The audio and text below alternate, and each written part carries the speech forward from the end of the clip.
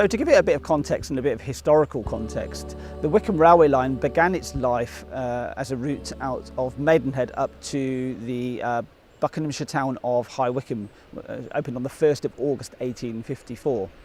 Then the second section of the line, which was opened in 1863 from Princes Risborough to Thame, that was later closed by British Rail in 1991, as it had been used as access to a BP oil terminal just outside of Thame. That section of the line between Princes Risborough and Thame is now known as the Phoenix Trail. So where the disused railway line used to run is actually now a footpath that you can take or cycle along. You can walk or cycle along it. Nice place to walk. And then finally, with the section that we're going to focus on, and actually where I am right now, this final section was opened in 1864. One of the most used forms of transit on this line was one of the old Great Western streamlined diesel cars. Really nice stylised one cab or one carriage train. Looked particularly almost like a sports car in some ways. There is actually one of those still in preservation, and it's been recently really nicely restored by the Didcot Railway Centre. If you know Horsebath Village at all, you know the old embankment where the old railway used to go along the top of. And that in that time, when it was built, there was no houses on the other side of it, and it must have actually blocked the view of the whole of Oxfordshire from the villages.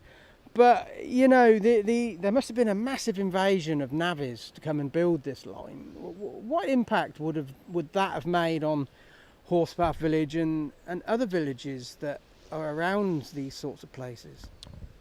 Well, I know that there was a big impact on the Great Western Railway, especially when they dug out Sonning Cutting, which is just east of Reading. That was a big undertaking. It would have been thousands and thousands, and even something as obviously lower scale than as this cutting here would have taken thousands of man hours, and it wouldn't have been any sort of mechanisation.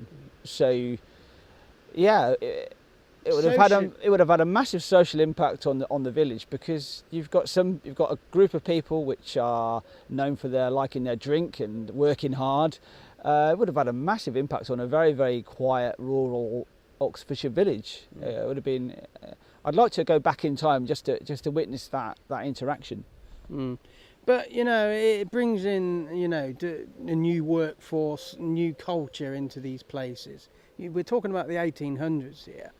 And it may have been one of the first experiences of the, outside population that a lot of these places had.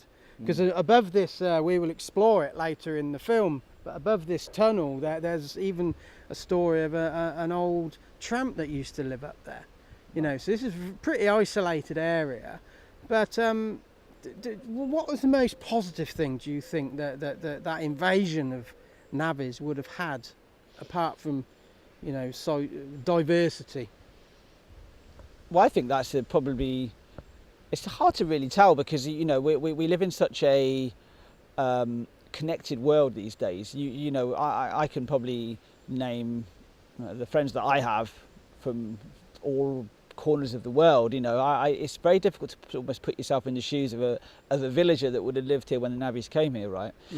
You would hope that it would have helped the diversity, like you say. I think that's really the only thing that I can really necessarily think. Of course, it just brought this labour in to create what was the major form of transport, because of course before the railways it would have been the canals that they dug out. They would have been here originally for that. So maybe for this railway they wouldn't have been so new, potentially. But there, a lot of railways replaced the canals, but there's no canal around here. So why was it built? There were many reasons why the Wycombe Railway was opened. I mean, the initial line, as I said earlier, was built from Maidenhead up to High Wycombe. But this was also used as an alternate route from the main line, the main Great Western Railway line, for Great Western Railway itself. There was also a bit of a dispute between the use of the railway line out of Marylebone, of the Great Central Railway. The Metropolitan were, being difficult with both the Great Central Railway and Great Western for access to that line, so they decided to build a joint railway line across towards High Wycombe and up to Ainhoe Junction, which is on the line between Oxford and Banbury. And there were many different reasons why this line was put in place.